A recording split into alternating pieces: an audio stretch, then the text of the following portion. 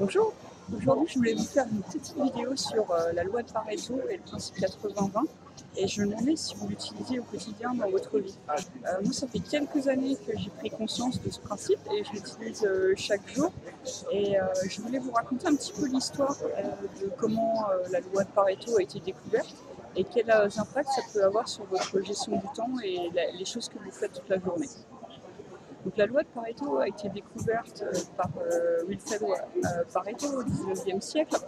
Et en fait, c'était un économiste qui voulait regarder comment se passait la distribution de richesses en Italie. Donc en fait, en faisant ses études, il s'est aperçu que 80% de la richesse en Italie à cette époque était détenue par seulement 20% des gens. Et à l'inverse que 80% des gens n'avaient que 20% de la richesse de l'Italie. Ensuite, il a regardé comment ça se passait, il était intrigué, donc il a regardé comment ça se passait dans d'autres pays. Il a fait ses études en France, au Royaume-Uni, aux États-Unis, et il s'est aperçu qu'en fait, cette répartition, c'était toujours la même chose, qu'il y avait toujours ce déséquilibre 80-20. Ensuite, la loi était un petit peu, je dirais, oubliée. Puis, au XXe siècle, au début du XXe siècle, quand Toyota avait des problèmes de plaintes de ses clients par rapport à ses voitures, ils ont étudié en fait d'où venaient les plaintes qu'ils avaient de leurs clients et ils se sont aperçus qu'en fait 80% des plaintes venaient de 20% des défaillances. Alors, ils ont mis en place pas mal de trucs, ça a été la révolution qualité, pour justement tacler ces juste 20% de choses qui font qu'il y avait 80% de plaintes. Aujourd'hui, à l'ère de l'informatique, c'est vachement utilisé en fait cette loi de Pareto pour résoudre des bugs informatiques, etc. etc. Et en fait, au fur et à mesure du temps, on s'aperçoit que cette loi de Pareto, elle décrit beaucoup de phénomènes naturels. C'est sur ce concept que Richard Koch a écrit son livre Le principe 80-20, où en fait il nous explique que, par exemple, si vous avez un business, que 80% de vos rentrées d'argent se font seulement avec 20% de vos clients.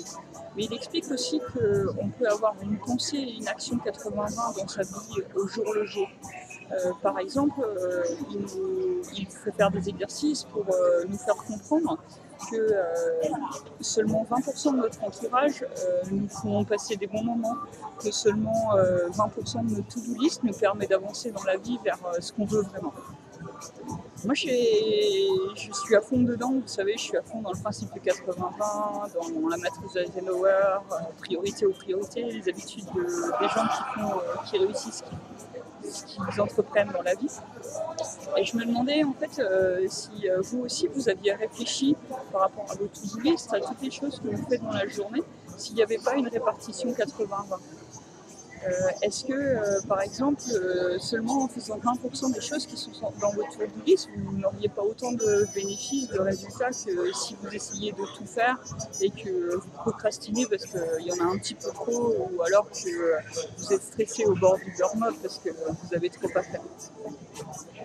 Ben voilà, c'était la petite vidéo du jour. J'espère que vous allez réfléchir à la loi de Pareto au jour le jour dans votre quotidien pour gérer votre emploi du temps, gérer votre to-do list. Et si vous avez besoin d'un petit challenge pour vous booster sur ça, vous pouvez rejoindre mon challenge de 3 semaines, comment désencombrer son emploi du temps. On va voir tous ces concepts-là d'optimisation de ce qu'on fait pour être plus efficace, plus productif, plus performant, que ce soit dans notre vie pro comme dans notre vie perso. Et je vous retrouve tout de suite pour ce défi. Il y a tout le détail qui est en dessous de la vidéo.